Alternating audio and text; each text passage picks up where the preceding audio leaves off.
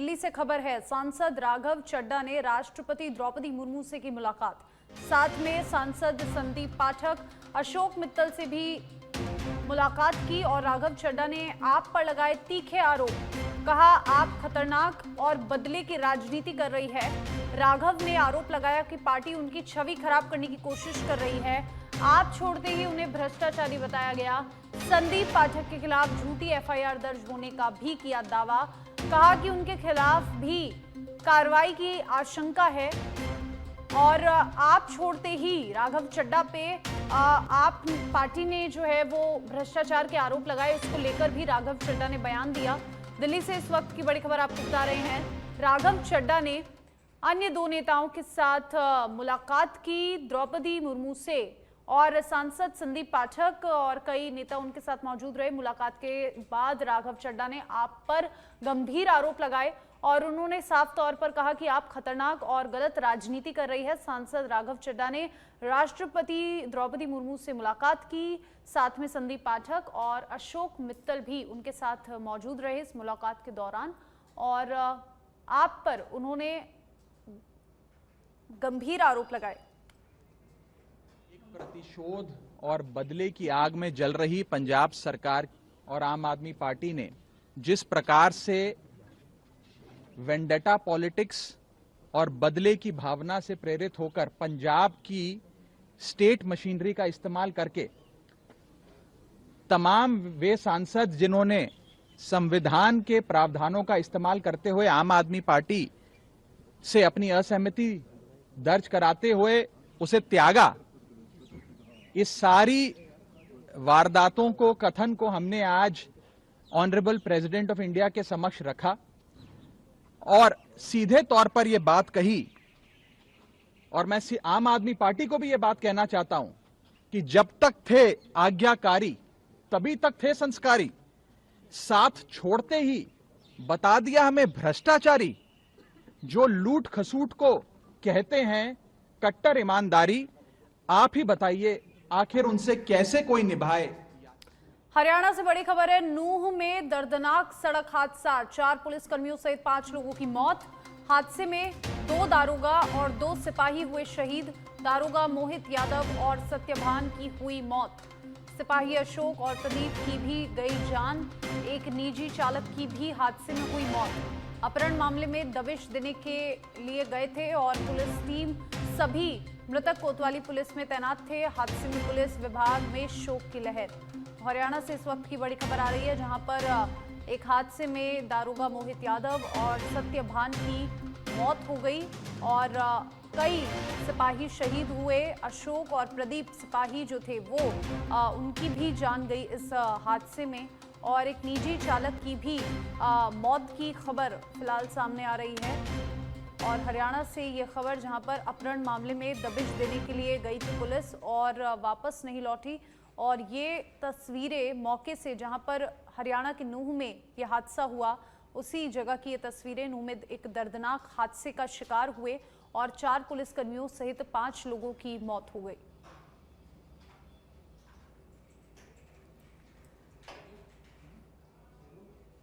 जयपुर से खबर है। आरटीई प्रवेश प्रक्रिया में बड़ा संकट सामने आया। 50 दिन बाद भी करीब 1,90,000 बच्चों को एडमिशन नहीं मिला।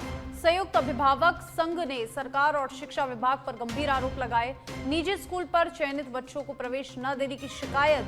12 मार्च की लॉटरी में चयनित 2,40,000 बच्चों में से बड़ी संख्या में अब भी वंचित अभिभावकों को धमकियां मिलने के आरोप भी सामने आए हैं। 7 मई को जयपुर शिक्षा संकुल पर बड़े प्रदर्शन का ऐलान किया है। हजारों अभिभावकों के शामिल होने की संभावना जताई जा रही है। सभी चयनित बच्चों को तुरंत प्रवेश और कार्रवाई की मांग तेज। आरटीई कानून के पालन को लेकर सवाल खड़े हुए हैं।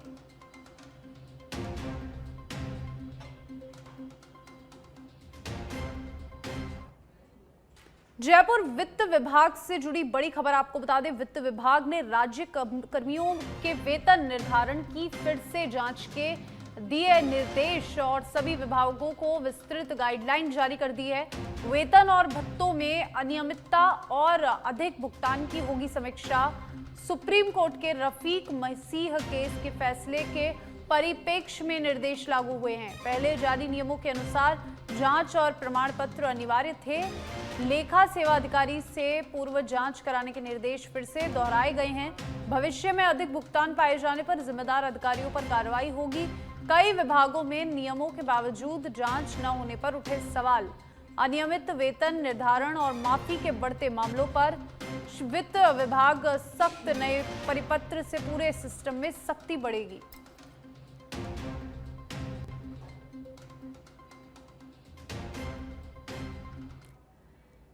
सिरोही जिले के आबू रोड में रिको थाना के सामने नेशनल हाईवे पर सोमवार को दो कारों की आमने सामने जोरदार टक्कर हो गई, जिसमें दोनों वाहन बुरी तरह से क्षतिग्रस्त हो गए। हादसा इतना तेज था कि मौके पर अफरा तफरी मच गई। हालांकि दोनों कारों में सवार लोग बाल बाल बच गए, कोई गंभीर घायल नहीं हुआ। घटना की सूचना पर रिको थाना पुलिस मौके पर पहुंची, दोनों वाहनों को हटवाकर यातायात सुचारू कराया। फिलहाल दोनों पक्षों के बीच आपसी बातचीत जारी है। पुलिस मामले में समझाइश कर रही है।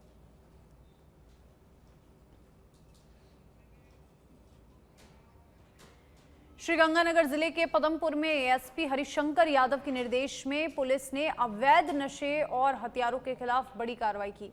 सीआई सुमन जयपाल के नेतृत्व में अलग अलग स्थानों पर की गई कार्रवाई के दौरान पुलिस ने 3 युवकों को गिरफ्तार किया, जिनके कब्जे से 377 ग्राम गांजा, 741 ग्राम डोडा पोस्ट और एक 32 बोर की देसी पिस्टल बरामद हुई है। पकड़े गए 2 युवक पदमपुर के वार्ड नंबर 3 के निवासी बताए जा रहे हैं, जबकि एक अन्य आरोपी 18 बीबी क्षेत्र का रहने वाला है। पुलिस ने आरोपियों के खिलाफ मामला दर्ज कर जांच शुरू कर दी है।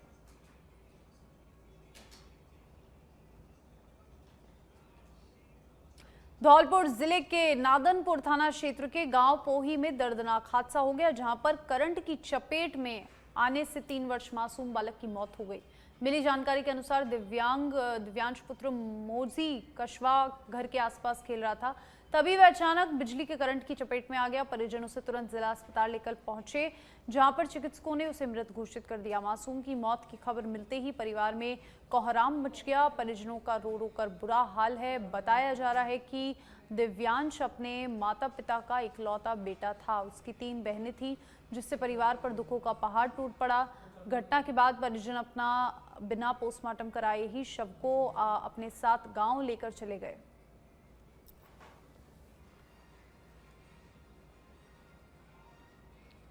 सिरोही जिले के शिवगंज में 3 दुकानों के निर्माण को लेकर नगरपालिका पंचायत समिति के बीच विवाद एक बार फिर गहरा गया है। 4 दिन पहले नगरपालिका ने बिना एनओसी के अवैध बताते हुए निर्माण कार्य रुकवा दिया था, लेकिन पंचायत समिति का दावा है कि करीब 24 दिन पहले ऑनलाइन आवेदन कर फाइल जमा कर दी गई थी। इसके बावजूद निर्माण कार्य दोबारा शुरू होने से शहर में माहौल तनावपूर्ण हो गया है।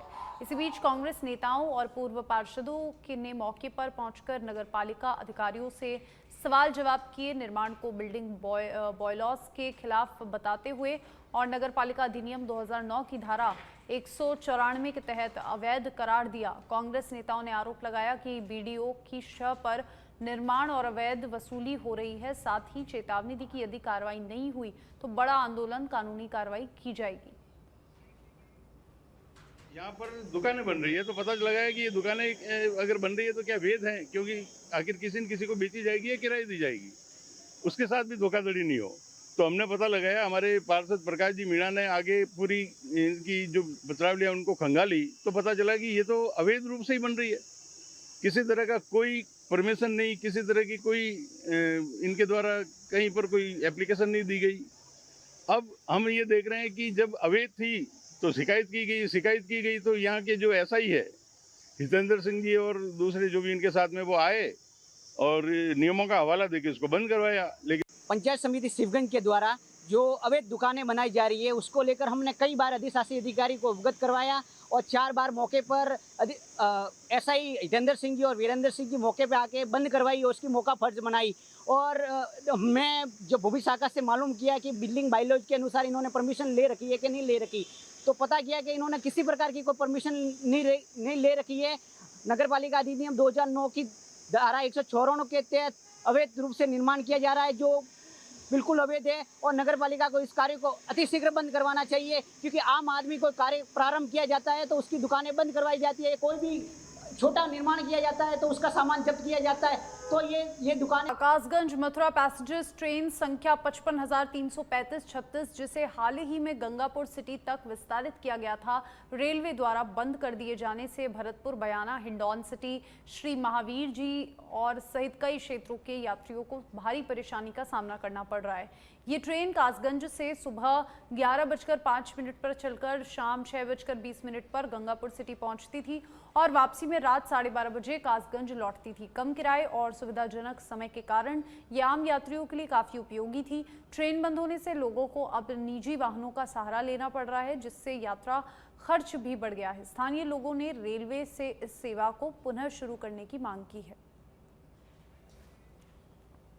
गंगापुर से कासगंज को जो चलने वाली ट्रेन थी उसको रेलवे बोर्ड ने बंद कर दिया है। वह चालू हो जानी चाहिए जिससे यात्रियों को लाभ मिलता रहे। गरीब तबका जो है वो कोई अगर उनके घरों में कोई मर जाए तो उनकी अस्थियों को विसर्जन करने के लिए 50-100 रुपये में सुरोजी पहुंच जाया करते थे। जो और टोंक जिले के कंकोड में रविवार को हुई 26 वर्षीय पुलिस कांस्टेबल भागचंद सैनी की हत्या के मामले में पुलिस ने बड़ा खुलासा किया है। डीएसटी और टोंक पुलिस की जांच में सामने आया कि कांस्टेबल की हत्या शिकार पर निकले जीजा साले राजेश मीणा और दिलराज मीणा ने की थी। घटना की रात दोनों आरोपी कंकोड से रूपवास के जंगलों की ओर शिकार के लिए निकले थे, जहां रास्ते में बाइक से गश्त कर रहे थे और कांस्टेबल भागचंद से उनका सामना हो गया। अकेले गश्त पर निकले सिपाही ने जब हथियार के साथ जा रहे दोनों को रोकने की कोशिश की तो विवाद बढ़ गया और आरोपियों ने पहले उसकी पिटाई की, फिर उसकी छाती पर गोली मारकर हत्या कर दी। पुलिस ने दोनों आरोपियों को हथियार सहित गिरफ्तार कर लिया है। करीबन 3-3:15 बजे उनको रूपवास के पास में जो सुनसान जगह थी वहां कुछ संदिग्ध गतिविधि दिखाई दी। इस पर वो तुरंत वहां पर पहुंचे और वहां पर ये दोनों बदमाश थे वो शिकार की कार्रवाई कर रहे थे और इन्होंने जाते ही उनको ललकारा और बहादुरी के साथ उनसे भिड़ गए, जिस पर जो दिलराज था उसके पास छुरा था, उसे छुरे से वार किया तथा दूसरा आरोपी राजेश मीणा उसके पास 12 बोर की टोपीदार बंदूक थी और उसने उसके कुंडे से प्रहार किया। उसके बाद भी अपनी ड्यूटी से वो पूरी तरह से निभाया, अंजाम दिया भागचंद सैनी ने, उनके साथ डटा रहा और उसके बाद में राजेश मीणा द्वारा उनके सिरोही जिले के आबू रोड क्षेत्र में रीको थाना पुलिस ने अवैध शराब तस्करी के खिलाफ बड़ी कार्रवाई करते हुए मावल पुलिस चौकी पर नाकाबंदी के दौरान एक मिनी ट्रक से भारी मात्रा में अंग्रेजी शराब बरामद की है। जांच में सामने आया कि शराब को कीटनाशक के कट्टों की आड़ में छिपाकर ले जाया जा रहा था। पुलिस ने करीब 200 कार्टून शराब जब्त की और जिसकी कीमत लाखों रुपए बताई जा रही है। इस कार्रवाई का नेतृत्व थानाधिकारी लक्ष्मण सिंह ने किया। मौके से ट्रक चालक बलजीत सिंह और खलासी सचिन चौधरी को गिरफ्तार किया, जो हनुमानगढ़ जिले के निवासी हैं। प्रारंभिक पूछताछ में पता चला कि शराब पंजाब से गुजरात ले जाई जा रही थी। पुलिस अब पूरी तस्करी नेटवर्क की जांच कर रही है। कल रात्रि को हमारे माहौल चेक पोस्ट वाहनों की चेकिंग चल रही थी, तो हमारे चौकी इंचार्ज भवानी सिंह एसआई और हम लोग गाड़ियाँ चेक कर रहे थे तो एक सिरोही की तरफ से आइसर मिनी ट्रक गाड़ी आई, जिसको रुकवा के सेट किया गया तो उसके अंदर 200 कार्टून पंजाब निर्मित शराब मिली, जो कीटनाशक दवाइयों के पैकेट के बीच में छुपा के लेके रखी थी। सर ये कहाँ से भरी गई थी शराब? ये पंजाब से भरी थी और ये गुजरात जानी थी। कितने आरोपी गिरफ्तार है इसमें 2 आरोपी गिरफ्तार हैं। इसमें अभी फिलहाल आपके नेतृत्व में क्या कार्रवाई चल रही है? अभी अग्रिम अनुसंधान चल रहा है।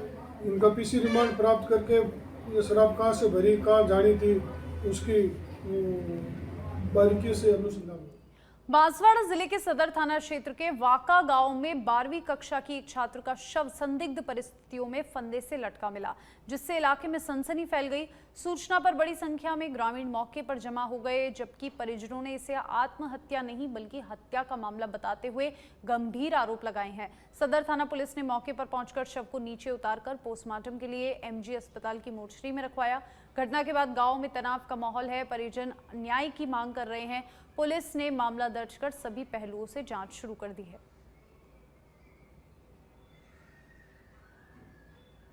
नागौर के मेड़ता सिटी में राजस्थान राज्य विधिवत सेवा प्राधिकरण के निर्देशानुसार सुरक्षित बचपन सुरक्षित भविष्य थीम पर विधिवत जागरूकता कार्यक्रम आयोजित किया। जिला विधिक सेवा प्राधिकरण की सचिव स्वाति शर्मा के मार्गदर्शन में लांबा जाटन स्थित राजकीय उच्च माध्यमिक विद्यालय एवं राजकीय वरिष्ठ उपाध्यक्ष संस्कृत विद्यालय के विद्यार्थियों को बाल विवाह निषेध और विधिवत अधिकारों और सामाजिक जिम्मेदारियों के प्रति जागरूक किया।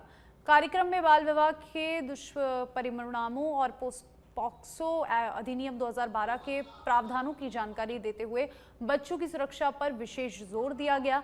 कार्यक्रम के सफल आयोजन में विद्यालय स्टाफ का महत्वपूर्ण सहयोग रहा।